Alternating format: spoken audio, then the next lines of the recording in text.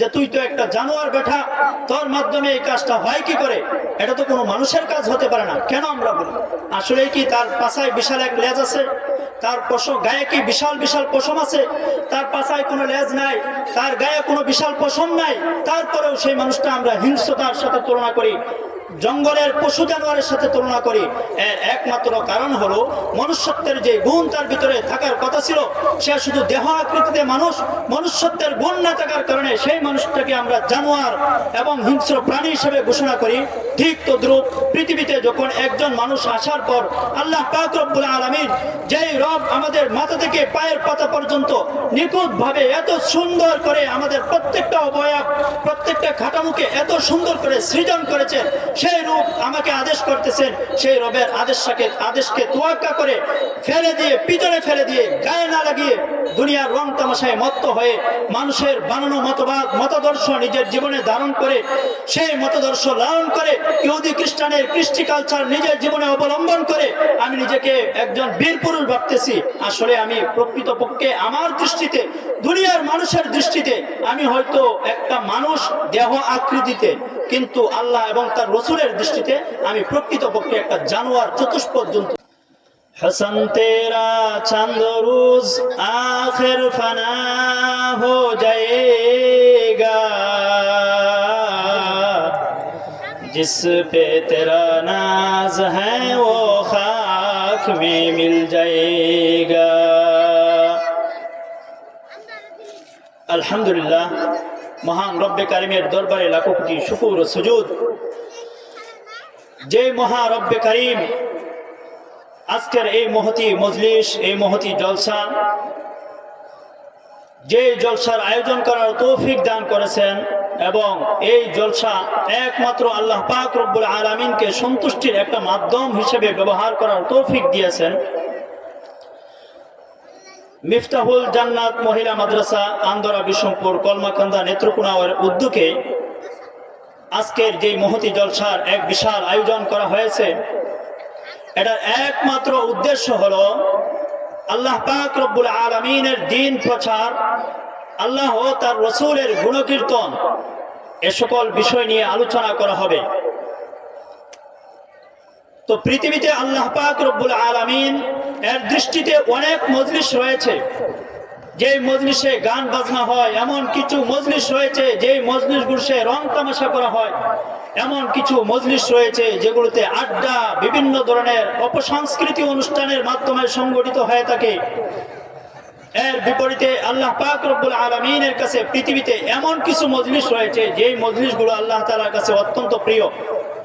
সেই মজলিসগুলো হলো যেই মজলিসে স্বয়ং আল্লাহ তাআলার গুণ কীর্তন নিয়ে আলোচনা করা হয়, আল্লাহ তাআলার প্রশংসা করা হয়, আল্লাহ তাআলার দ্বীনকে বর্ণিত করার জন্য যে মজলিসগুলো তৈরি করা হয়, পৃথিবীতে সবচেয়ে শ্রেষ্ঠ মজলিস আল্লাহ তাআলার কাছে হলো সেই মজলিসগুলো। তো আমরা যে মজলিসে বসে আছি, এটা দুনিয়ার সাধারণ কোনো মজলিস না, বরং এটা এমন এক মজলিস যে মজলিস আল্লাহ পাক রব্বুল আলামিনের দৃষ্টিতে পৃথিবীতে সবচেয়ে পছন্দনীয় একটা মজলিস। হযরত হাসান বসরি রাহমাতুল্লাহি আলাইহি একবার এক মজলিসে বলছিলেন, উনি ওনার শাগিরদেরকে উদ্দেশ্য করে, যে আমি জানি আমার রব আমাকে কখন স্মরণ করেন, আমি জানি আমার রব আমাকে কখন নিয়ে আলোচনা করেন। তখন তার শাগিরদরা আশ্চর্যান্বিত হলেন যে এটা একজন মানুষের পক্ষে কিভাবে সম্ভব, যে রবকে দেখা যায় না, যে রবের আলোচনা শোনা যায় না, আমাদের পক্ষে সেই সামর্থ্যটুকু নাই, তাহলে আমরা কিভাবে বলতে পারি আমার রব আমাকে স্মরণ করতেছেন কোন মুহূর্তে? তখন হাসান বসরি রাহমাতুল্লাহি আলাইহি বলেছিলেন যে একথা আমার কথা নয়, বরং সেই রব্বে কারিমের কথা, যে রব্বে কারিম নিজেই বলে দিয়েছেন, ফাযকুরুনি আযকুরুকুম ওয়াশকুরুলি ওয়ালা তাকফুরুন। আল্লাহ তাআলা বলছেন যে বান্দা তোমরা আমাকে স্মরণ করো, আমিও তোমাদেরকে স্মরণ করব। বুখারী শরীফের হাদিসে আছে, যা হুজুর পাক সাল্লাল্লাহু আলাইহি ওয়াসাল্লাম বলেন যে একজন বান্দা যখন দুনিয়ার কোন মজলিসে আল্লাহ পাক রব্বুল আলামিনের দ্বীন এবং আল্লাহ তাআলার রাসূল এবং তার নিজেকে নিয়ে আলোচনা করে, প্রশংসা করে, তখন আল্লাহ পাক রব্বুল আলামিন হযরত জিবরাইল আলাইহিস সালাতু ওয়াস সালামকে ডেকে বলেন, এই জিবরিল, আমার কোন বান্দা আমার এই ধরনের প্রশংসা করছে? এই দুনিয়ার মজলিসে আমার বান্দা যখন আমি প্রশংসা করি, জেনে রাখো তার প্রশংসা আমি এমন এক মজলিসে করি যেই মজলিসের কোনো তুলনা হয় না। আমি তার প্রশংসা করি আমার মাকবুল এবং আমার নৈকট্যপ্রাপ্ত বিশেষ ফেরেশতাদের মজলিসে আমি সেই বান্দার প্রশংসা করি। এর মাধ্যমে আমরা বুঝতে পারলাম, আমরা যখনই আল্লাহ পাক রব্বুল আলামিনের প্রশংসা করি, আল্লাহ পাক রব্বুল আলামিন স্বয়ং তার নৈকট্যপ্রাপ্ত ফেরেশতাদের সাথে আমাদের প্রশংসা করেন। বলেন সুবহানাল্লাহ। তো এই যে রব্বে কারিম, সেই রব্বে কারিমের দাসত্ব আমরা স্বীকার করেছি, সেই রব্বে কারিমকে আমরা মন প্রাণ দিয়ে বিশ্বাস করেছি, তার প্রতি ঈমান এবং ইয়াকিন আমরা পয়দা করেছি, তৈরি করেছি, যার জন্যে আমাদেরকে আজকে মুমিন মুসলমান বলা হয়, ঠিক কি না? তো আল্লাহ পাক রব্বুল আলামিনকে যদি আমরা বিশ্বাস না করতাম, তাহলে আমাদেরকে আজকে মুমিন পরিচয় দেওয়ার সে সুযোগ থাকতো না। একজন মানুষ মুমিন কখন হয়? যখন সে অন্তর আবেগ দিয়ে আল্লাহ পাক রব্বুল আলামিনকে ভালোবাসে, আল্লাহ তাআলার প্রত্যেকটা বিধানকে সে অন্তর থেকে বিশ্বাস করে এবং সেগুলো কায়েমের জন্য প্রচেষ্টা করে, জবান থেকে স্বীকার করে, তখনই সেই মানুষটা প্রকৃত মুমিন এবং মুসলমান হয়। তো আমরা এমন এক রবের দাসত্ব স্বীকার করেছি, যে রবের দাসত্ব স্বীকার করলে পরে অন্তরের ভিতরে কোনো ধরনের ভয় থাকে না। পৃথিবীর কোনো মানুষ, কোনো পরাশক্তি আমাদেরকে পরাস্ত করতে পারে না। যে রব্বে কারিমের বিশ্বাস অন্তরে থাকলে পরে পৃথিবীর সকল শক্তি আমাদের কাছে দুর্বল এবং হীনমন্যস্ত হয়। যে রব্বে কারিমের পাওয়ার আমাদের অন্তরে ঢুকলে পরে দুনিয়ার সকল শক্তি, সকল পরাশক্তি আমাদের পদস্থলে অবনত হয়, তাদেরকে পদপিষ্ট করে আমরা সেই শক্তির উপর দিয়ে বুলডোজার চালিয়ে ইমানি পাওয়ার দিয়ে ইসলাম এবং কালিমার পতাকাকে উড্ডীন করতে পারি। সেই ইমানি পাওয়ার আমরা গ্রহণ করেছি, সেই রব্বে কারিমের দাসত্ব আমরা স্বীকার করেছি। যেই দাসত্ব স্বীকার করার পর আমাদের ভিতর কোনো ধরনের ভয় ভীতি আশঙ্কা থাকে না। তো সেই রব্বে কারিমের কালামুল্লাহ থেকে আমি কিছু তেলাওয়াত করেছি, রাসূল সাল্লাল্লাহু আলাইহি ওয়াসাল্লামের হাদিস থেকে কিছু অংশ তেলাওয়াত করেছি। সেই বিষয়ে যদি আল্লাহ তাআলা চাহেন তো আমি আলোচনা করব ইনশাআল্লাহ। তো আমরা যারা বাইরে ঘোরাফেরা করতেছি, বাইরে বসে না থেকে আমরা মজলিসের ভিতরে চলে আসি, কারণ দুনিয়ার রং তামাশা আমরা সব সময় দেখি, ঘোরাফেরাই করে আমাদের জীবন নষ্ট করতেছি। আল্লাহ তাআলার 24টা ঘন্টা জীবনের যে মুহূর্তগুলো যায়, এর ভিতরে আমরা যে 24টা ঘন্টা দিবারাত্রি ভাগ করেছি, এর ভাগের প্রতিটা সময়ে আমি আমার জীবিকা নির্বাহের জন্য, আমি দুনিয়ার রং তামাশার দেখার জন্য আমি ব্যয় করতেছি। কিন্তু আমি কি বলতে পারবো যে আমি আল্লাহ পাক রব্বুল আলামিনের সন্তুষ্টির জন্য অল্প একটু সময় 5 ওয়াক্ত নামাজটুকু তো আমরা পড়তে পারি না? কেন? কারণ আমার কাছে দুনিয়ার রং তামাশাই সবচেয়ে বেশি প্রিয়। আল্লাহ পাক রব্বুল আলামিনের গুরুত্ব, আদেশের গুরুত্ব, আল্লাহ পাক রব্বুল আলামিনের নির্দেশের গুরুত্ব যদি আমার ভিতরে থাকতো, তাহলে আমি মুমিন হয়ে, মুসলমান হয়ে কি করে পরে আজান হলে পরে রাস্তাঘাটে ঘোরাফেরা করি, দুনিয়ার রং তামাশায় ডুবে পড়ি। সুতরাং আমরা যেই প্রকৃত মুসলমান এবং মুমিনের দাবি করি, সেই প্রকৃত মুমিন এবং মুসলমান হতে পারি না। সুতরাং আল্লাহ পাক রব্বুল আলামিনের কাছে তওবার একটা বিশাল সুযোগ থাকে। দুনিয়ার মানুষের কাছে অন্যায় করলে পরে সেখানে দ্বিতীয়বার ছাড় দেওয়া হয়, তৃতীয়বারের ভালো ছাড় দেওয়া হয়, চতুর্থবার তার জন্য কোনো ছাড় এবং সুযোগ থাকে না, তাকে পাকড়াও করা হয়, তাকে শাস্তি দেওয়া হয়। কিন্তু আল্লাহ পাক রব্বুল আলামিনের কাছে একজন বান্দা যখন বারবার অন্যায় করে আবার ফিরে আসে, তখন আল্লাহ পাক রব্বুল আলামিনের রহমত বলে আগার সাদ বাজ তাওবা শিকাস্তি বাজ আ, হে আমার বান্দা, তুমি 100 বার অন্যায় করেছো, 100 বার অপরাধ করেছো, তুমি আমার রহমতের দিকে ফিরে আসো, আমার ক্ষমার দিকে ফিরে আসো, আমি বান্দা তোমাকে আবার ক্ষমা করে দেব, তোমাকে ক্ষমা করার জন্যই আমি বসে আছি। সুবহানাল্লাহ। তাহলে আমরা যদি বাইরে ঘোরাফেরা করি, সময় অযথা নষ্ট করি, সময় আমার চলে যাবে। আমি যদি ভালো কাজে সময় ব্যবহার করি, সেই সময়ও চলে যাবে, খারাপ কাজে ব্যবহার করলে সে সময়ও আমার চলে যাবে। কিন্তু প্রতিফল কি হবে? আমার সময়টাকে খারাপ কাজে ব্যবহার করার কারণে তার হিসাবও আমাকে দিতে হবে। আর যদি আমি আমার সময়টাকে ভালো কাজে ব্যবহার করি, তার প্রতিফলে আমার আখিরাতে বিশাল এক প্রতিদান থাকবে, যার কোনো তুলনা হয় না। যে একটা নেকির জন্য হাসরের ময়দানে সন্তান তার পিতা থেকে পলায়ন করবে, বাপ তার সন্তান থেকে পলায়ন করবে, যেই গর্ভধারিণী মা 10 মাস 10 দিন গর্ভে ধারণ করেছে, অনেক ব্যথা সহ্য করেছে, দুঃখ যন্ত্রণা সহ্য করেছে, কুলে পেটে করে মানুষ করেছে, সেই গর্ভধারিণী মা সন্তান থেকে পলায়ন করবে শুধু একটা নেকির জন্য। তো এই যে নেকিগুলা আমরা অযথা অবহেলা নষ্ট করতেছি, সেগুলোর একদিন সেগুলোর জন্য আফসোস আমাদের হবে, কিন্তু তখন আফসোস করলে আমাদের কোনো সুযোগ হবে না। এই যে আল্লাহ পাক রব্বুল আলামিন আমাদেরকে যে হায়াতের জিন্দেগি বেঁধে দিয়েছেন, এটা কিসের জন্য? এটা পরীক্ষার জন্য। সামান্য কিছুদিন দুনিয়াতে বিচরণ করব, ভালো খারাপ যে আমলই করি না কেন সব কিছুর প্রতিদান এর সম্মুখীন একদিন আমাকে হতে হবে।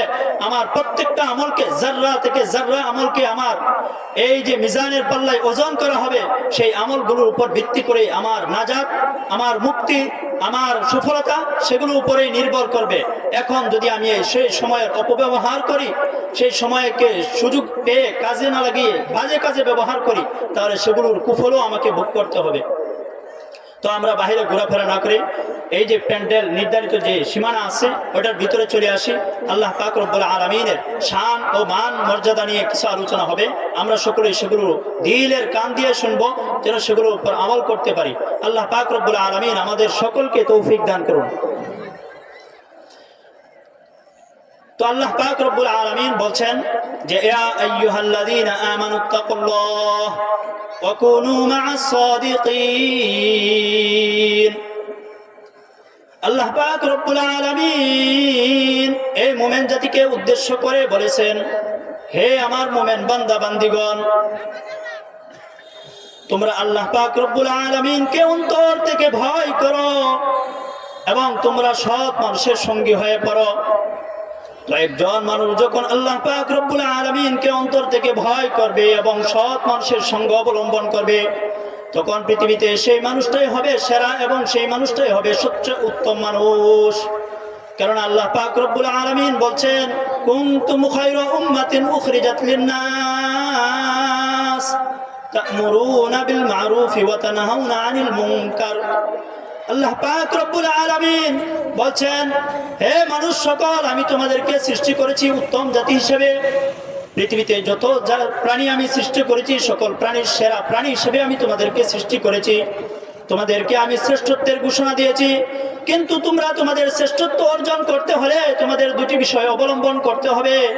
এর মধ্য থেকে একটি হলো তা'মুরুনা বিল মা'রুফ, তোমরা সৎ কাজের আদেশ করবে, ওয়া তানহাউনা আনিল মুনকার, এবং অসৎ কাজ থেকে মানুষকে, অন্যায় অপরাধ কাজ থেকে মানুষকে নিজেও বিরত থাকবে, অপরদেরকেও বিরত থাকার জন্য আদেশ করবে। একজন মানুষের ভিতরে যখন এই দুইটা গুণ থাকবে, আমরা আল্লাহ পাক রব্বুল আলামিনের এই কালামুল্লাহ থেকে, এই আয়াত থেকে যে তরজমাটা শুনেছি, এই বিষয়টা আমরা ভালো করে লক্ষ্য করব যে আল্লাহ পাক রব্বুল আলামিন আমাদেরকে শ্রেষ্ঠ জাতি হিসেবে ঘোষণা করেছেন। তো আল্লাহ পাক রব্বুল আলামিন এর পরবর্তীতে বলছেন যে তোমরা সৎ কাজের আদেশ করবে এবং অসৎ কাজ থেকে মানুষকে বাধা প্রদান করবে। তো এখন যদি আমরা কি করি, সৎ কাজের আদেশ করি এবং অসৎ কাজ থেকে মানুষকে নিষেধ করি, তখনই বুঝতে পারবো আল্লাহ পাক রব্বুল আলামিনের যে ঘোষণা, শ্রেষ্ঠত্বের ঘোষণা মানুষকে দিয়েছেন, আমি সেই প্রকৃত এবং শ্রেষ্ঠ মানুষ হতে পেরেছি। এখন যদি আমি শুধু নিজেকে সর্বক্ষণ শ্রেষ্ঠ এবং পবিত্র মানুষ হিসেবে দাবি করি, কিন্তু আল্লাহ পাক রব্বুল আলামিন যেই নির্দেশ আমাকে দিয়েছেন শ্রেষ্ঠত্বের জন্য সেগুলো অবলম্বন না করি, সেগুলো না মানি, তাহলে আমি শুধু দাবি করে যেতে পারবো, কিন্তু কখনো প্রকৃত এবং শ্রেষ্ঠ মানুষ হতে পারবো না। তো আল্লাহ পাক রব্বুল আলামিন আমাদেরকে যে শ্রেষ্ঠত্বের কথা বলেছেন, কয়টি কথা? শ্রেষ্ঠ হতে হলে মানুষ দুটি গুণ থাকতে হবে, সৎ কাজের আদেশ করতে হবে এবং অসৎ কাজ থেকে নিজেও বিরত থাকবে, অপরকেও বিরত রাখতে হবে। তো এই দুটা বিষয় যখন একজন মানুষ নিজের জীবনে ধারণ করবে, অবলম্বন করবে, তখন সেই মানুষটাই হবে শ্রেষ্ঠ মানুষ। আমাদের সমাজে এরকম আছে না, যেই মানুষের দেহ আকৃতি আপাতমস্তক, পা থেকে পায়ের পাতা পর্যন্ত পুরো অঙ্গ প্রত্যঙ্গ মানুষের, কিন্তু মানুষের থেকে যখন মনুষ্যত্বের কোনো আচরণ, এর বিপরীত কোনো আচরণ ঘটে, পশুত্বের আচরণ ঘটে, তখন আমরা স্বাভাবিক দৃষ্টিকোণ থেকে সেই মানুষটা, কারণ আল্লাহ পাক রব্বুল আলামিন বলেন, উলাইকা কাল আনআমি বাল হুম আদল। মানুষের মধ্য থেকে এমন কিছু মানুষ আছে যারা শুধু দেহ আকৃতিতে মানুষ, অন্য অন্য মানুষের মতো তাদের দেহ আছে, তাদের দুটো চোখ আছে, তাদের সুন্দর একটা চেহারা আছে, তাদের পা আছে, চলতে পারে, তাদের হাত আছে, ধরতে পারে, চোখ দুটি আছে, দৃষ্টি সম্পন্ন, সেই চোখ দিয়ে পথ অবলম্বন করতে পারে।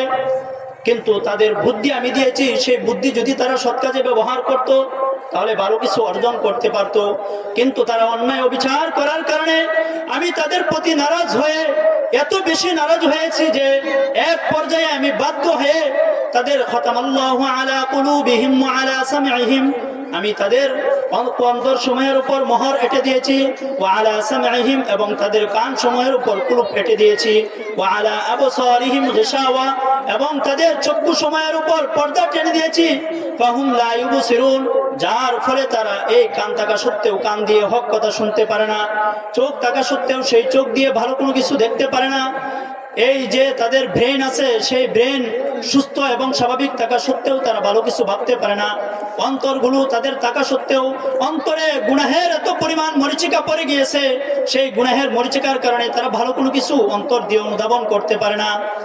যার প্রতিফলে আল্লাহ পাক রব্বুল আলামিন পরবর্তীতে এক আয়াতে বলেন, উলাইকা কাল আনআমি বাল হুম আদল, এই মানুষগুলো গুনাহ করতে করতে আমি তাদের অন্তর সময়ের উপর কুলুপ এঁটে দিয়েছি, তাদের চক্ষু সময়ের উপর পর্দা টেনে দিয়েছি, তাদের কান সময়ের উপর আবরণ ও কুলুপ এঁটে দিয়েছি, যার ফলে তারা কান দিয়ে শুনতে পারে না, চক্ষু থাকা সত্ত্বেও চক্ষু দিয়ে দেখতে পারে না। সুতরাং এই সকল মানুষের দৃষ্টান্ত হলো তারা দুনিয়াতে মানুষের রূপ এবং আকৃতি নিয়ে বসবাস করবে, কিন্তু আল্লাহ তাআলার দৃষ্টিতে সেই সকল মানুষের দৃষ্টান্ত হলো উলাইকা কাল আনআম, সেই সকল মানুষগুলো হলো চতুষ্পদ জানোয়ারের মতো, বাল হুম আদল কিংবা চতুষ্পদ জানোয়ার থেকেও আরো বড় নিকৃষ্ট। চতুষ্পদ জানোয়ার থেকেও যে নিকৃষ্ট আল্লাহ পাক রব্বুল আলামিন বলছে, এর পিছনেও কারণ অবশ্যই না অবশ্যই আছে। তো একজন মানুষ তার জীবনের হিসাব নিকাশ বলতে একটা বিষয় আছে। মানুষ যখন মৃত্যুবরণ করবে এর পরবর্তীতে সেই মানুষের জন্য আল্লাহ পাক রব্বুল আলামিন পুনরায় জীবিত করবেন, কবর থেকে পুনরুত্থান ঘটাবেন। এর পরবর্তীতে তার আমল, নেক আমল, বদ আমলের সব কিছুর জাররা জাররা পরিমাণ হিসাব নেওয়া হবে। নেক আমলের বদলাও আল্লাহ পাক রব্বুল আলামিন দিবেন, বদ আমলের বদলাও আল্লাহ পাক রব্বুল আলামিন দিবেন। কিন্তু আজ পর্যন্ত কি আমরা কোনো বয়ানে শুনেছি, কোনো জায়গায় শুনেছি কোরআন হাদিস থেকে যে চতুষ্পদ জানোয়ারকে আল্লাহ পাক রব্বুল আলামিন জাহান্নামে নিক্ষেপ করবেন, তার আমল নামার হিসাব দিবেন? আল্লাহ পাক রব্বুল আলামিন তাদের জন্য জাহান্নাম প্রস্তুত করেন নাই, তাদের জন্য জান্নাতও রাখেন নাই। কিন্তু আল্লাহ পাক রব্বুল আলামিন এই মানব এবং জিন জাতির জন্য জান্নাত জাহান্নাম উভয়টাই সৃষ্টি করেছে। সুতরাং সে যদি তার বিবেক দিয়ে চিন্তা ভাবনা করে সঠিক পথটা বেছে নিত, সিরাতে মুস্তাকিমের উপর চলতো, তাহলে অবশ্যই আল্লাহ পাক রব্বুল আলামিন তার ওয়াদার খেলাপ করতেন না। আল্লাহ পাক রব্বুল আলামিন অবশ্যই তার নেক আমলের প্রতিদান হিসেবে তাকে আখিরাতে সফলকামী করতেন, তাকে জান্নাত প্রদান করতেন। কিন্তু যেহেতু সে আল্লাহ পাক রব্বুল আলামিনের বিরুদ্ধাচরণ করেছে, এই মানুষটা দেহ আকৃতিতে মানুষ হওয়া সত্ত্বেও আল্লাহ পাক রব্বুল আলামিনের নাফরমানি করেছে, পশুত্বের আচরণ করেছে, হিংস্রতা করেছে, আল্লাহ পাক রব্বুল আলামিনের আদেশের বিরোধিতা করেছে। এজন্যই আল্লাহ পাক রব্বুল আলামিন নারাজ হয়ে তাকে চতুষ্পদ জন্তু বা তার থেকেও নিকৃষ্ট ঘোষণা করেছেন। আর সে সকল চতুষ্পদ জন্তু বা নিকৃষ্ট জানোয়ারের স্থান একমাত্র জাহান্নাম। সকলে বলেন নাউযুবিল্লাহ। তো এই যে আল্লাহ পাক রব্বুল আলামিন আমাদেরকে উত্তম হিসেবে সৃষ্টি করেছেন, উত্তমতা আমাদের ধরে রাখতে হবে। আমরা যদি দেহ আকৃতিতে ভাবি আমি মানুষ, আমরা শুধু নিজেদেরকে মুসলিম দাবি করতে পারবো, কিন্তু এর প্রতিফলে আমাদের কোনো ফায়দা হবে না। আমি যদি সারা দিন বলি আমি এই দেশের প্রেসিডেন্ট, আমি এই দেশ পরিচালনা করি, আমি এখান থেকে বলতে পারবো, কিন্তু বাস্তবিকতা বড়ই ভয়াবহ। বাস্তবিকতার সম্মুখীন হওয়া এক জিনিস আর দাবি করা আরেক জিনিস। দাবি যে কেউ করতে পারে, রাস্তার মুচি সেও দাবি করতে পারে আমি এই দেশের প্রেসিডেন্ট, কিন্তু তাকে বলেন যে তুমি হয়ে দেখাও, সে পারবে না। সুতরাং আমি শুধু দাবি করতে পারবো আমি একজন মুসলিম, আমি একজন মুমিন, কিন্তু আমাকে প্রকৃত মুমিন মুসলমান হতে হলে আল্লাহ এবং তার রসুলের নির্দেশ এবং তার নিষেধের তোয়াক্কা করতে, আনুগত্য করতে হবে, সেগুলোকে মেনে চলতে হবে। যখন আমি সেগুলো মেনে চলবো তখনই আমি নিজেকে প্রকৃত মুমিন এবং মুসলমান দাবি করতে পারবো। এর বিপরীতে আমি নিজেকে মুমিন এবং মুসলমান দাবি করা এটা ফাইজলামি ছাড়া আর কোনো কিছুই না। এই যে আল্লাহ পাক রব্বুল আলামিন আমাদেরকে ঈমান নামক এক মহা দৌলত দিয়েছেন, সেই ঈমান ধ্বংসের জন্য আমরা যেদিকেই তাকাই সেদিকে বিশাল এক মহড়া প্রস্তুত। আমরা ডানে তাকাবো, সেখানে দেখবো এক বিশাল মহড়া প্রস্তুত, যারা আমাদের ঈমান ধ্বংসের জন্য প্রস্তুত হয়ে আছে। বামে তাকাবো, সেখানেই এক অবস্থা, ডানে তাকাবো, সামনে তাকাবো, পিছনে তাকাবো। মোট কথা হলো পৃথিবীর প্রত্যেকটা ক্ষেত্রে ঈমান বিধ্বংসী প্রত্যেকটা বিষাক্ত প্রাণী, প্রত্যেকটা বিষাক্ত জিনিস আমাদের জন্য প্রস্তুত হয়ে আছে, যেই বিষয়গুলো আমাদের ঈমানকে ধ্বংস করবে। যে ঈমান ধ্বংস হলে পরে একজন মানুষের দুনিয়া আখিরাতে তার কোনো দামেই থাকে না। সে যত ভালো কাজই করুক না কেন, সকল ভালো কাজের ওজন করা হয়, সকল ভালো কাজের পরিমাপ করা হয়, সকল ভালো কাজ অর্জন হয়, তার জন্য সংরক্ষিত হয়। সফলতা তখনই অর্জন করবে যখন তার ভিতরে ঈমান নামক জিনিসটা থাকবে। এখন আমাদের বর্তমান জামানায় এমন কিছু কিছু বিষয় বের হয়েছে, এমন অনেক ফেরকা, এমন অনেক দল বের হয়েছে যাদের আকীদা মতাদর্শ আমরা যদি ধারণ করি, অন্তর থেকে বিশ্বাস করি, তাহলে এর বিপরীতে আমাদের কি হবে? আমাদের ভিতরে যে ইমানের কারণে, যে ইমানের পাওয়ার নিয়ে চলার কারণে আমরা আজকে নিজেদেরকে মুমিন মুসলমান দাবি করতে পারতেছি, যে ওয়াহদানিয়াতকে গ্রহণ করার কারণে দুনিয়ার সকল পরাশক্তি আমাদের কাছ থেকে আজকে পরাস্ত, সেই সকল যেই শক্তিগুলো সকলগুলো আমাদের কাছ থেকে আস্তে আস্তে দূরে সরে যাবে। তারা আমাদের ইমান বিধ্বংসী সেই প্রচেষ্টায় তারা লিপ্ত হয়েছে। আমার আগে এক ভাই এ বিষয়ে আলোচনা করছেন, তারপরেও ইমানি দায়িত্ব হিসেবে আমিও আমার মুখ থেকে সে বিষয়টা আলোচনা করতে চাই। আমরা কিছুদিন আগে দেখেছি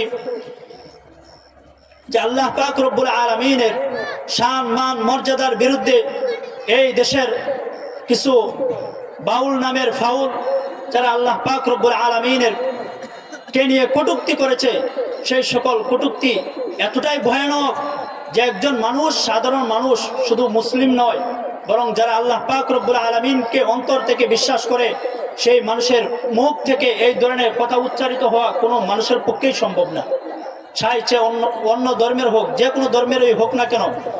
তো সে আল্লাহ পাক রব্বুল আলামিনের ব্যাপারে এমন কিছু বিষয় আমরা শুধু জানি সে কটূক্তি করেছে, কিন্তু যে বিষয়গুলো নিয়ে আল্লাহ পাক রব্বুল আলামিনের শান মান মর্যাদার বিরুদ্ধে কটূক্তিগুলো করেছে, সেই বিষয়গুলো কি আল্লাহ পাক রব্বুল আলামিন আদৌ বলেছেন কিনা, সেই বিষয়ে আমরা একটু ধারণা নিব।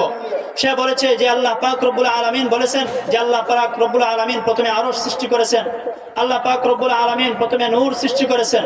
এইভাবে আল্লাহ পাক রব্বুল আলামিন অনেক কিছু প্রথমে সৃষ্টি করেছেন, এই কথা বলেছে। তো আসলে কি সেগুলো আল্লাহ পাক রব্বুল আলামিন বলছেন কিনা? প্রথমত হলো আল্লাহ পাক রব্বুল আলামিনের কোরআনে কারিমে এই সকল বিষয় কোনো কিছুই নাই। আল্লাহ পাক রব্বুল আলামিন ওইটা প্রথমে সৃষ্টি করেছেন, ওইটা প্রথমে সৃষ্টি করেছেন, ওইটা প্রথমে সৃষ্টি করেছেন, এই ধরনের কোনো কথাই নাই কোরআন শরীফে। আছে কোথায়? প্রসিদ্ধ কোনো হাদিসও নাই, সহিহ কোনো হাদিসেও নাই। যে সকল হাদিসগুলোতে আছে সেগুলোকে জয়ীফ হিসেবে ঘোষণা করা হয়েছে।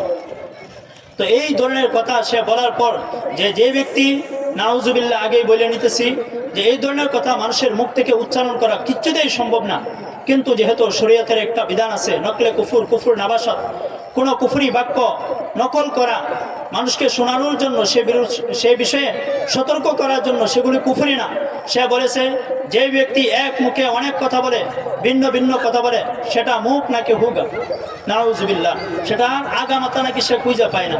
এই ধরনের বাউল নামক ফাউল যেগুলো আল্লাহ পাক রব্বুল আলামিনের শান মান মর্যাদার বিরুদ্ধে এই ধরনের অপবাদ দিয়ে কটূক্তিমূলক আচরণ করেছে, আল্লাহ পাক রব্বুল আলামিনের শান মান মর্যাদার বিরুদ্ধে এই ধরনের লাঞ্ছনা ও অপমানজনক কথা সে বলেছে, সেই সকল ফাউল এদের একমাত্র শাস্তি হলো শরীয়তের দৃষ্টিকোণ থেকে তাদের একমাত্র শাস্তি হলো মৃত্যুদণ্ড। তো আমাদের অনেকের কাছে এই বিষয়টা উল্লেখ করার পর গায়ে লাগে, অনেকে চিন্তা করে একজন মানুষ ভুল করেছে, সে তওবা করবে, সে অন্যায় করার পর সে ফিরে আসবে হুজুর হয়ে, উলামায়ে কেরাম হয়ে, আলেম হয়ে। কিভাবে তারা একজন মানুষকে হত্যার মতো এত নিকৃষ্ট প্রতিক্রিয়া সৃষ্টি করে, এত নিকৃষ্ট ধরনের মন্তব্য করে কথা বলে। আমি বলবো যে আমরা যারা এই ধরনের মতাদর্শ নিজের জীবনে লালন করি তাদেরকে সে জায়গা থেকে ফিরে আসতে হবে, কারণ আমি মুখ থেকে উচ্চারিত একটা বাক্যই আমার ইমান ধ্বংসের জন্য যথেষ্ট। কেউ যদি আল্লাহ পাক রব্বুল আলামিনের শান মান মর্যাদার বিরুদ্ধে কোনো ধরনের কটূক্তি করে, আল্লাহ পাক রব্বুল আলামিনকে নিয়ে কটূক্তি করে, রাসূল করিম সাল্লাল্লাহু আলাইহি ওয়াসাল্লামকে নিয়ে কটূক্তি করে, ইসলামকে নিয়ে কটূক্তি করে, আল্লাহ পাক রব্বুল আলামিনের কোরআনকে নিয়ে কটূক্তি করে, ইসলামের শিআরের কোনো বিষয়কে নিয়ে কটূক্তি করে, এবং তাহলে সে কাফের, সে মুরতাদ হয়ে যাবে। পাশাপাশি যারা তার এই কথাগুলোকে মন প্রাণ দিয়ে বিশ্বাস করবে এবং সেগুলোর সমর্থন করবে, তারাও ঈমান থেকে বহিষ্কৃত হবে। সুতরাং আমরা যখন কাউকে তো আমরা যেহেতু নিজেদেরকে মুমিন হিসেবে দাবি করি, ঈমান হলো আমাদের সবচেয়ে বড় সম্পদ, যে ঈমানের উপর নির্ভর করে আমাদের আমলগুলো যাচাই বাছাই করা হবে। ঈমান যদি আমার জীবনে না থাকে তাহলে আমার আমলে যত ভালো কাজই করি না কেন সেগুলোর কোনো তোয়াক্কাই করা হবে না, সেগুলো কোনো ধরনের আল্লাহ পাক রব্বুল আলামিন প্রতিফলই আমাকে দিবেন না। যেরকম কাফের মুশরিক বেদুইনরা তারা অনেক ধরনের ভালো কাজ করতেছে, তো তারা কি তার বিপরীত বিনিময় পাবে? পাবে না, কারণ তাদের ভিতরে বিনিময় পাওয়ার মতো যে জিনিসটা থাকার দরকার ছিল সেটা নাই, সেটা ছিল ঈমান। সুতরাং এই কাফের মুশরিকরা তারা এই শয়তানের প্রেতাত্মারা তারা মুসলিম জাতিকে কিভাবে ঈমান থেকে বিচ্যুত করা যায়, ঈমান কিভাবে তাদের কাছ থেকে ছিনিয়ে নেওয়া যায়, সেই প্রচেষ্টায় কিছু নামধারী মুসলিমকে সাজিয়ে গুছিয়ে মানুষরূপী কিছু হিংস্র জানোয়ারকে মানুষের সামনে দাঁড় করিয়ে দিয়েছে, যারা কোরআন হাদিসের নাম ধরে ভণ্ডামি করবে, যারা কোরআন হাদিসের নাম ধরে মানুষের ঈমানকে হরণ করবে, সেই সকল ভণ্ড আউল ফাউলদের থেকে আমাদেরকে মুক্ত থাকতে হবে, বিরক্ত থাকতে হবে এবং আমাদের ঈমান নামক সেই মহা দৌলতকে হেফাজত করতে হবে। আল্লাহ পাক রব্বুল আলামিন আমাদেরকে সেই ঈমান দিয়েছেন, যে ঈমানের পাওয়ারে আমরা পরশক্তি পৃথিবীর সকল পরশক্তিকে পরাস্ত করেছি, যে ঈমানের পাওয়ারে আমরা আল্লাহ পাক রব্বুল আলামিনের জমিনে সকল কুফরি শক্তির উপর মাথা উঁচু করে চলতে পারি, যে ঈমানের পাওয়ারে পরে আমরা আখিরাতেও আল্লাহ পাক রব্বুল আলামিন আমাদেরকে বিশেষ মর্যাদা দিবেন। সেই ঈমানের পিছনে কিছু হিংস্র জানোয়ার লেলিয়ে দেওয়া হয়েছে, যারা আমাদের ঈমান ধ্বংসের জন্য সর্বদাই লেগে থাকে। তো আমাদেরকে সোচ্চার থাকতে হবে। যে সকল বাউল আমরা বিভিন্ন জায়গায় নিয়ে আসি, তাদেরকে আনার পর কেন আনি? তাদের থেকে ধর্মীয় আলোচনা শোনার জন্য। তারা কোরআন হাদিস ভিত্তিক আমাদেরকে আলোচনা শোনাবে, আল্লাহ এবং তার রসুলের গুণকীর্তন আমাদেরকে শোনাবে। তো এই যে আমরা প্রথম ধাপে যে কাজগুলো করি, সেগুলোই তো আমাদের জীবনের সবচেয়ে বড় বোকামি। যে বেটা গান চলায়, যে বেটা ঢোল তবলা বাজায়, সে আবার কি করে ইসলাম প্রচারক হয়? সে তো একটা মানুষ না, মানুষরূপী এক জানোয়ার, ভণ্ড শয়তান, মানুষরূপী এক প্রতারক, মূলত সে শয়তান। আমাদেরকে বুঝতে হবে আমাদের জায়গা থেকে আসলে আমরা কাদেরকে ইসলামের ধারক বাহক মনে করি, যে কোরআনের একটা আয়াত পর্যন্ত, একটা আরবি বাক্য পর্যন্ত, একটা আরবি শব্দ পর্যন্ত মুখ থেকে শুদ্ধ করে উচ্চারণ করতে পারে না। এর মুখে যদি বোমা মারা হয় তবু তার মুখ থেকে একটা আরবি শব্দ উচ্চারিত হবে না। সে ইসলামের ধারক বাহক দাবি করে, সে মানুষের ঈমান হরণ করার জন্য এই চেষ্টাগুলো করতেছে। এই জন্যই আমাদেরকে এই সকল আউল বাউল ফাউল থেকে আমাদেরকে সোচ্চার থাকতে হবে এবং আমাদের ঈমানকে, ঈমানের মতো সেই মহাদৌলতকে তাদের কথার জাল থেকে আমাদেরকে হেফাজত করতে হবে। তারা এত ভয়ানক ধরনের কথা বলছে, কোরআন নিয়ে এত এত বিকৃতি করছে, যেগুলো যদি বলতে শুরু করি রাত শেষ হয়ে যাবে, তাদের ভণ্ডামির শেষ হবে না। কত বড় মূর্খ, কত বড় জাহেল। তারা বলে আল্লাহ পাক রব্বুল আলামিন নাকি কোরআনে নাসানাসির কথা বলছেন, নাউজুবিল্লাহ। তো এই যে এই ধরনের কথা তারা এর দলিল হিসেবে ব্যবহার করে থাকে, যে আল্লাহ পাক রব্বুল আলামিন পুরা কোরআনের শেষ যে সূরা নাজিল করেছেন, সেই সূরার নাম হলো সূরাতুন নাস। তো সেই সূরায় আল্লাহ পাক রব্বুল আলামিন নাকি মানুষকে নাসানাসির কথা বলছেন। সকলেই বলেন নাউজুবিল্লাহ। তো সেখানে বলছে যে কুল আউযু বিরাব্বিন নাস মালিকিন নাস ইলাহিন নাস মিন শাররিল ওয়াসওয়াসিল খান্নাস আল্লাযী ইউওয়াসবিসু ফি সুদুরিন নাস মিনাল জিন্নাতি ওয়ান নাস। এই ভণ্ডের বাচ্চা, এই শয়তান জাহান্নামের সেই কুকুরটা, সে বলে আল্লাহ পাক রব্বুল আলামিন নাকি এই সূরাটাই শুধু নাজিল করেছেন মানুষ যেন বেশি পরিমাণ নাচানাচি করে। আল্লাহ নাকি পুরা কোরআনে বলছেন যে খালি নাচো আর নাচো, তাহলে আমি তোমাদেরকে জান্নাত দিয়ে দেবো, নাচতে নাচতে তোমরা জান্নাতে চলে যাবে। নাউজুবিল্লাহ মিন যালিক। ভণ্ডামের একটা সীমা থাকা দরকার। এই ধরনের কথা কোনো মুসলমানের পক্ষে বলা সম্ভব না। কত বড় মূর্খ হলে পরে এই কোরআনের এত বড় ভয়ানক অপব্যাখ্যা করে। এখানে নাচ শব্দের অর্থ হলো মানুষ। নাচ শব্দের অর্থ কি? মানুষ। এটা কি বাংলা যে নাচ মানুষ, ইয়া নাচানাচি? বাংলাতে নাচ তো নাচে, আর আরবিতে নাচ শব্দের অর্থ কি? মানুষ। কিন্তু আমরা কি করি? এগুলো অন্তর দিয়ে বিশ্বাস করি। যদি অন্তর দিয়ে বিশ্বাস নাই করতো, তাহলে 95% মুসলমানের এই দেশে যাদের সামনে এই আচরণগুলো করা হয়, এই কালামে কাপাকের অপব্যাখ্যা করা হয়, তারাও তো সামনে মুসলমান বসে থাকে, ঠিক কিনা? এত মুসলমান থাকা সত্ত্বেও তারা সেগুলোকে হৃদয় দিয়ে গ্রহণ করে এবং তারা সেগুলো বাস্তবায়নের জন্য তারা ভাবে যে আমরা ঈমান প্রচারের দায়িত্ব পালন করতেছি। সুতরাং যেহেতু কোরআন শরীফে আল্লাহ পাক রব্বুল আলামিন নাচানাচির কথা বলছেন, তাহলে নাচতে আমাদের সমস্যা কোথায়? এই যে ভয়ানক মতাদর্শ আমাদের ভিতরে ঢুকিয়ে দিয়েছে, ঈমান বিধ্বংসী অপব্যাখ্যা, কোরআনের অপব্যাখ্যা, যেগুলো বিশ্বাস করলে পরে আমার ভিতর থেকে ঈমানটা চলে যাবে, সেই বিষয়গুলো আমাদের ভিতরে ঢুকে দিয়েছে। আরো ভয়ানক কথা বলবো। সেই ভয়ানক কথা হলো, তারা বলে যে আল্লাহ পাক রব্বুল আলামিন নামাজ পড়তে নিষেধ করেছেন। এই ধরনের কথা শুনছেন কোনোদিন? আল্লাহ পাক রব্বুল আলামিন কি বলছেন? নামাজ পড়তে নিষেধ করেছেন, এই কথা তারা বলেছেন। যে আল্লাহ পাক রব্বুল আলামিন বলছেন লা তাকরাবুস সালাত, তোমরা নামাজের ধারে কাছেও যাও না। আল্লাহ পাক রব্বুল আলামিন বলছেন, কথা সত্য, কিন্তু কথার ভিতরে কি আছে? পেঁয়াজ আছে, শয়তানি আছে। কথার আগ পাশ কি করে? কর্তন করে। যেটা বললে পরে তাদের ধোঁকাবাজি ভণ্ডামি ধরা খাবে, সেই কথাটুকু তারা বলে না। তারা মানুষকে বলে, আমি নিজ কানে শুনেছি, তারা মানুষকে দাওয়াত দেয় যে যদি কোনো ব্যক্তি নামাজ পড়ে তাহলে আল্লাহ পাক রব্বুল আলামিন তাকে জাহান্নামের সবচেয়ে নিকৃষ্ট যে শাস্তিটা আছে সেটা আল্লাহ পাক রব্বুল আলামিন তাকে দিবেন। তো সেই লোকেরা, সেখানে কিছুজন লোক বসেছিলেন, তারা জিজ্ঞাসা করলেন যে এটা কিভাবে সম্ভব? আমরা তো সব সময় 5 ওয়াক্ত নামাজ মসজিদে গিয়া পড়ি, 5 ওয়াক্ত নামাজ জামাতের সাথে আদায় করার চেষ্টা করি, আমরা ধর্মপ্রাণ মুসলমান, এটা আমাদের ঈমানের দাবি, আমাদেরকে নামাজ পড়তেই হবে, নামাজ না পড়লে শাস্তি আছে সেই কথা শুনেছি, কিন্তু নামাজ পড়লে আমাদেরকে শাস্তি দেওয়া হবে এটা তো কোনোদিন শুনি নাই, সেটা কি কোরআন এবং হাদিস থেকে কোনো দলিল আছে কিনা? তখন সেই ব্যক্তি বলে যে আল্লাহ পাক রব্বুল আলামিন কোরআনে কারিমেই বলেছেন নামাজ পড়লে কি দিবেন? শাস্তি দিবেন। তো সেই লোককে বলল যে আপনি তেলাওয়াত করেন, আর ওয়াইতাল্লাযী ইউকাযযিবু বিদ্দীন ফাযালিকাল্লাযী ইয়াদউল ইয়াতীম ওয়ালা ইয়াহুদ্দু আলা তুআমিল মিসকিন ফাওয়াইলুল লিল মুসাল্লিন। এই পর্যন্ত আসতেই বাস তার যতটুক দরকার ছিল ততটুক সে পেয়ে গেছে। বলে আগে পিছু আর কিছু বলার দরকার নাই, আমি আমার নির্ধারিত যে আয়াত সেখানে পৌঁছে গেছি। সেখানে আল্লাহ তাআলা বলছেন ফাওয়াইলুল লিল মুসাল্লিন, সুতরাং যারা মুসল্লি আছে, নামাজি আছে, তাদের জন্য ধ্বংস। ওয়াইলুন শব্দের অর্থ হলো ধ্বংস, অর্থাৎ জাহান্নাম। তো সে এইভাবে কোরআনের অপব্যাখ্যা করতেছে, অথচ আল্লাহ পাক রব্বুল আলামিন কোন নামাজিদের জন্য ধ্বংসের কথা বলেছেন সেই বিষয় তো সে উল্লেখ করে নাই। আল্লাহ পাক রব্বুল আলামিন বলছেন যে সে সকল নামাজিদের ধ্বংস, ফাওয়াইলুল লিল মুসাল্লিন আল্লাযীনা হুম আন সালাতিহিম সাহুন, যে সকল নামাজিরা নামাজ থেকে উদাসীন থাকে, এক ওয়াক্ত পড়লে পরে আর এক ওয়াক্ত পড়ে না, 2 ওয়াক্ত পড়লে পরে আর সারাদিন কোনো খবর নাই, শুধু জুমার নামাজটুকু খুঁজে খুঁজে আদায় করে আর সপ্তাহে কোনো নামাজের এই খবর নাই, সেই সকল নামাজিদের জন্য ধ্বংস আল্লাহ তাআলা কামনা করছেন।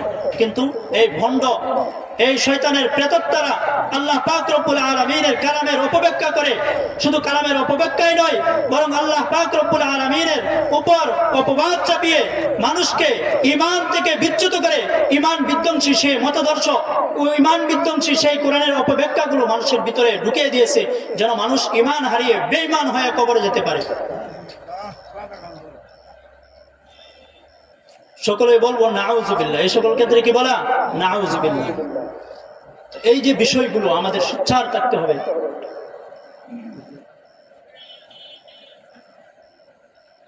তো আল্লাহ পাক রব্বুল আলামিন আমাদেরকে সেই ঈমানের মতো মহা দৌলত দান করেছেন। সেই ঈমান যতদিন পর্যন্ত আমরা আমাদের নিজের জীবনে ধারণ করে রাখবো, ততদিন পর্যন্ত আমি আমাকে মুসলিম মুমিন হিসেবে দাবি করতে পারবো। ঈমান নাই মানে আমার কিছুই নাই। একটা উদাহরণ দিয়ে আমি ইনশাল্লাহ আমার আলোচনা শেষ করে ফেলবো। ঈমান একজন মানুষের জীবনে কতটুকু গুরুত্বপূর্ণ জিনিস। আমি যদি সারা জীবন নামাজ নাও পড়ি, কিন্তু অন্তর থেকে বিশ্বাস করি যে নামাজ আল্লাহ পাক রব্বুল আলামিন আমার উপর ফরজ করেছেন, আমি অন্যায় কাজ করতেছি নামাজ না পড়ার কারণে, এর জন্য আমাকে শাস্তি দেওয়া হবে, শাস্তি আমাকে ভোগ করতে হবে। আমি রোজা রাখি না, কিন্তু আমার বিশ্বাস আমি অন্যায় কাজ করতেছি, এর শাস্তির সম্মুখীন আমাকে হতে হবে। গান বাজনা করি, কিন্তু আমার ভিতরে বিশ্বাস, আমি বিশ্বাস করি আল্লাহ পাক রব্বুল আলামিন গান বাজনা হারাম করেছেন, নিষেধ করেছেন, আমি করতেছি, আমাকে শাস্তির সম্মুখীন হতে হবে। এত কিছু করার পরেও যখন আমার বিশ্বাস আল্লাহ পাক রব্বুল আলামিনের নির্দেশ মোতাবেক হবে, তখনও কিন্তু আমার ভিতরে ঈমান নামক সেই বাতিটা টিমটিম করে জ্বলবে। এর বিনিময়ে একদিন না একদিন আল্লাহ পাক রব্বুল আলামিন আমাকে শাস্তি দেওয়ার পর আমাকে নাজাত দিবেন, আমাকে জান্নাত দিবেন। কিন্তু যদি আমি নামাজ পড়ি, রোজা রাখি, নামাজ পড়তে পড়তে কপালে বিশাল এক দাগ করে ফেলাইছি, রোজা রাখতে রাখতে আমার পেটের চামড়া পিঠের চামড়ার সাথে লাগায় ফেলাইছি, কিন্তু আমার বিশ্বাসের সমস্যা, আকীদায় সমস্যা, যে আকীদাগুলো ধারণ করলে পরে আমার ঈমান থাকে না। আমি যদি বিশ্বাস করি নামাজ আল্লাহ তাআলা ফরজ করেন নাই, আমার ঈমান থাকবে? আমি যদি বিশ্বাস করি যে কোরআন এটার ভিতরে ভেজাল কিছু আছে, নাউজুবিল্লাহ, আমার ঈমান থাকবে? আমি যদি বিশ্বাস করি রাসূল সাল্লাল্লাহু আলাইহি ওয়াসাল্লাম আসলে উনি আর প্রকৃত রাসূল নাকি অন্য কেউ ছিল, আমার ঈমান থাকবে? তো এই যে বিশ্বাস ধারণা, এটার মাধ্যমে আমার ঈমান চলে যাইতেছে। অথচ আমি কি করি? নামাজ পড়ি, রোজা রাখি, হজ করি, যাকাত প্রদান করি, মানুষকে দান সৎকার করি। এত কিছু করার পরে আমার ভিতরে ঈমান নাই, মানে আমার জীবনে কোনো কিছুই নাই। যেরকম আমরা আমাদের আর্থিক যে সফলতা, আর্থিক যে অর্থকড়ি আছে, টাকা পয়সা, এগুলো আমরা জমা করি। আমরা যখন রাস্তায় হাঁটি তখন আমাদের জামার মাঝে একটা পকেট থাকে। কেন থাকে? সেই পকেটটা থাকে যেন আমি আমার ভবিষ্যতের সঞ্চয়গুলো সেই পকেটের জামার পকেটের ভিতরে সংরক্ষিত রাখতে পারি। যখন আমার বিশেষ প্রয়োজন হবে আমি পকেটে হাত ঢুকিয়ে সেই টাকা এবং জমাকৃত অর্থগুলো দিয়ে ব্যবহার করে সেই প্রয়োজন মিটিয়ে ফেলবো, সেই বিপদ থেকে আমি মুক্তি পেয়ে যাব। কিন্তু যদি পকেট আমি টিকিয়ে রাখছি কিন্তু পকেটের তলা নাই, আমি কি রাখছি? জামায় পকেট আছে, জামা খুব সুন্দর সুশ্রী, পকেটও আছে কিন্তু পকেটের কি নাই? তলা নাই। আমি টাকা টিকিয়ে রাখছি, কোটি কোটি টাকা রাখছি এই পকেটের ভিতরে। আমার বিশ্বাস আমার এই টাকা আমার প্রয়োজনে কি আসবে? কাজে আসবে। কিন্তু আমি রাস্তায় বিশেষ এক প্রয়োজনে পড়ে গেছি, এই পকেটহীন, এই পকেটের তলাহীন জামার ভিতরে আমি হাত ঢুকাইছি, প্রয়োজনের ব্যবহার করব, কিন্তু হাত দিয়ে দেখি হাত শুধু নিচেই যাইতেছে, তলা নাই, টাকাও নাই, কোনো কিছুই নাই। আমার প্রয়োজন পূরণ হবে? পূরণ হবে না। আমার সেখানে বিপদের সম্মুখীন হতে হবে। অথচ আমার বিশাল আশা ছিল আমি টাকা রাখতেছি, যে কোনো প্রয়োজনে আমি সেখান থেকে উদ্ধার হয়ে যাব এই টাকা পয়সার মাধ্যমে। ঠিক তো দ্রুপ ঈমান নামক সেই বিষয়টাও এরকমই। আমি ধারণা করতেছি আমার ঈমান আছে, আমি এই ঈমানের উপর নির্ভর করে নেক আমলগুলো করতেছি। সেই ঈমান নামক সেই পকেটে, ঈমান নামক সেই ব্যাগের ভিতরে আমি এই আমলগুলো জমা রাখতেছি। কেন রাখতেছি? যেন আমার আখিরাতে নাজাতের কারণ হয়, মুক্তির কারণ হয়, সফলতার কারণ হয়। কিন্তু যখন আমি আমার জীবনের শেষ নিঃশ্বাস ত্যাগ করব তখন আমি দেখব ঈমান নামক যে জিনিসটাকে আমি ভাবছি আমার ভিতরে আছে সেটা তো আসলে নাই। সেই পকেট তো আমার নাই, সেই পকেটের তো তলা নাই। তলা আমি কি করছি? কেটে ফেলেছি দুনিয়ার থাকতেই। আমি যে এত আমল সেখানে সঞ্চয় করেছি, আমার কোনো কিছুই নেই, সব কিছু শূন্য। আমি একজন কাফের, বেঈমান এবং মুরতাদ হয়ে পৃথিবী থেকে বিদায় নিয়েছি। এজন্যই আমাদেরকে ঈমানের প্রতি সোচ্চার হতে হবে। ঈমান নামক সেই জিনিসটাকে আমাদেরকে সর্বশক্তি দিয়ে আমাদের অন্তরে ধারণ করতে হবে, যে ঈমানের পাওয়ারে পরে আল্লাহ পাক রব্বুল আলামিন আখিরাতে আমাকে সফলতা দান করবেন, যে ঈমানের পাওয়ারের মাধ্যমে আল্লাহ পাক রব্বুল আলামিন আখিরাতে আমাকে নাজাত দান করবেন, যে ঈমানের উপর নির্ভর করে পরে আল্লাহ পাক রব্বুল আলামিন আমাদেরকে জান্নাত দান করবেন। তো আমরা যতদিন পর্যন্ত এই ঈমান, এই ঈমানি পাওয়ার নিজের জীবনে ধারণ করে রাখবো, ততদিন পর্যন্ত এই হিংস্র জানোয়ারগুলো আমাদেরকে ঈমান বিধ্বংসীর জন্য সেই চেষ্টাগুলো করে যাবে। এজন্য আমরা সব সময় সতর্ক থাকবো যেন আমার ঈমান কোনো ক্ষেত্রে ছুটে না যায়। এজন্য সবচেয়ে গুরুত্বপূর্ণ বিষয় হলো আমি এলেম শিখি নাই, দ্বীনের জ্ঞান, ধর্মের জ্ঞান আমার ভিতরে নাই। উলামায়ে কেরাম আছেন, উলামায়ে কেরামের কাছে যাওয়া, যে একটা কথা শুনছি এরকম এরকম, এটা কি আসলে সত্য, এটা কি আমি গ্রহণ করতে পারি, এই পথে আমাকে কিভাবে হাঁটা উচিত, এই পথে আমাকে কিভাবে চলা উচিত। যখন উলামায়ে কেরামের কাছে আমরা সব সময় আসা যাওয়া করবো, সব সময় চলাফেরা করব, উলামায়ে কেরামের সাথে আমাদের একটা ভালো সম্পর্ক থাকবে, তখন আল্লাহ পাক রব্বুল আলামিন সেই উলামায়ে কেরামের সম্পর্কের সাথে সম্পর্ক রাখার কারণে আল্লাহ পাক রব্বুল আলামিন এর বিনিময় হিসেবে সেই ঈমান নামক বাতিটা আমার ভিতরে জ্বালিয়ে রাখবেন, যে ঈমানের পাওয়ারে পরে আমি জান্নাত অর্জন করতে পারবো। রাসূল কারীম সাল্লাল্লাহু আলাইহি ওয়াসাল্লামকে এক সাহাবী জিজ্ঞাসা করেছিলেন যে ইয়া রাসূলুল্লাহ, কিয়ামত কবে সংঘটিত হবে? তখন রাসূল সাল্লাল্লাহু আলাইহি ওয়াসাল্লাম বলছিলেন, এই তুমি কিয়ামতের জন্য কি প্রস্তুতি নিচ্ছ? তুমি যে কিয়ামত সম্পর্কে জিজ্ঞাসা করতেছো তার ব্যাপারের জন্য কি প্রস্তুতি নিয়েছো? তখন সেই সাহাবী বললেন যে ইয়া রাসূলুল্লাহ, আমি সেই কিয়ামতের জন্য ভালো কোনো প্রস্তুতি নেই নাই, কোনো নেক আমল আমার নাই সেই পরিমাণ, যে নেক আমলের মাধ্যমে আমি সেই কিয়ামতের ভয়াবহতা আমি পার করতে পারবো। কিন্তু আমার ভিতরে একটা আমল আছে, সেটা হলো আমি আল্লাহ এবং তার রসুলকে ভালোবাসি। তখন রসুল সাল্লাল্লাহু আলাইহি ওয়াসাল্লাম বললেন, মান আল মারউ মান আহাব্বা, ব্যক্তি তার সাথেই হবে যাকে সে মহব্বত করে।